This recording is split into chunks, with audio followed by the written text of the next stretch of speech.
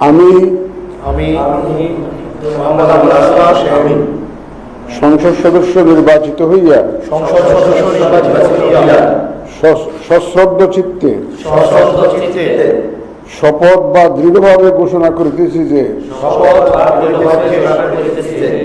আমি যে কর্তব্যভার গ্রহণ করিতে যাইতেছি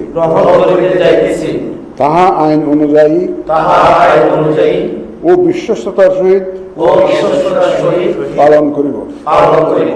আমি বাংলাদেশের প্রতি অকৃত্রিম বিশ্বাস ও আনুগত্য পোষণ করিব